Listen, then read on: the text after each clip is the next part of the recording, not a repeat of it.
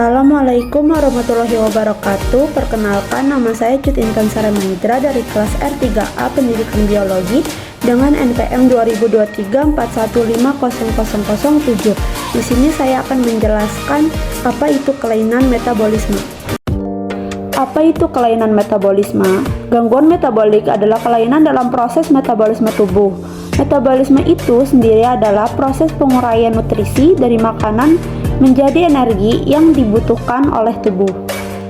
Jenis gangguan metabolik, ada ratusan jenis gangguan metabolik yang dibagi menjadi 3 kelompok besar, yaitu yang pertama gangguan metabolik karbohidrat, dan yang kedua gangguan metabolik protein, dan yang ketiga gangguan metabolik lemak. Gangguan metabolisme karbohidrat. Beberapa contoh penyakit yang termasuk dalam kelompok gangguan metabolisme karbohidrat atau gula adalah yang pertama diabetes. Diabetes mengakibatkan kadar gula dalam darah meningkat. Yang kedua galaktosemia. Galaktosemia adalah kelainan metabolisme yang menyebabkan tubuh tidak mampu memecah gula jenis galaktosa dengan baik. Galaktosa merupakan jenis gula yang terdapat dalam susu. Dan yang ketiga sindrom MC-Arle. Sindrom ini menyebabkan tubuh tidak mampu memecah glikogen. Glikogen adalah bentuk gula yang tersimpan di seluruh jaringan tubuh, terutama otot dan hati. Gangguan metabolisme protein. Beberapa jenis penyakit yang termasuk dalam kelompok gangguan metabolisme protein ada yang pertama fenilketonuria. Jadi ketika kadar asam amino atau protein fenilanin dalam darah terlalu tinggi. Yang kedua maple syrup urine disease atau MSUD. Penyakit urin sirup maple terjadi ketika tubuh tidak mampu menyerap asam amino. Yang ketiga alkaptonuria. Terjadi ketika tubuh tidak mampu memecah asam amino tirosin dan fenilanin dengan baik, sehingga urin penderitanya berwarna hitam kecoklatan ketika terpapar udara. Yang keempat ataxia fructis. Ataxia fructis terjadi saat protein jenis fruktasin di dalam tubuh berkurang dan memicu kerusakan pada saraf yang mengendalikan kemampuan berjalan dan kerja jantung. Gangguan metabolisme lemak. Penyakit yang termasuk dalam kelompok ini yaitu yang pertama penyakit Gaucher. Penyakit Gaucher menyebabkan tubuh tidak bisa memecah lemak sehingga lemak menumpuk di hati, limpa, dan sumsum tulang. Gangguan ini dapat memicu kerusakan tulang. Yang kedua yaitu penyakit Tay-Sachs. Penyakit Tay-Sachs mengakibatkan penumpukan lemak di otak. Yang ketiga xanthoma adalah gangguan pada kulit yang muncul akibat adanya penumpukan lemak di bawah permukaan kulit.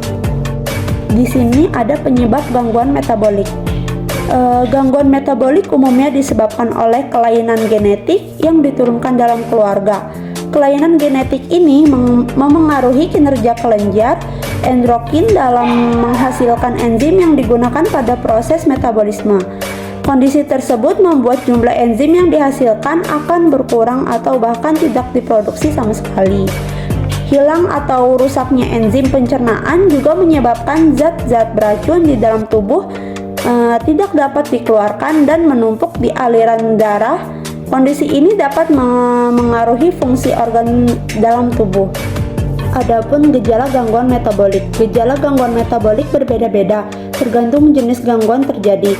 Namun ada beberapa gejala umum dan gangguan metabolik, yaitu yang pertama tubuh terasa lemas, kedua mual dan muntah, 3 tidak nafsu makan, 4 sakit perut, 5 bau nafas, keringat, air liur dan urin yang tidak sedap, yang kena mata dan kulit berwarna kuning, yang ketujuh perkembangan fisik terlambat, dan yang terakhir itu kejang. Ini ada beberapa contoh cara mengobati gangguan metabolik.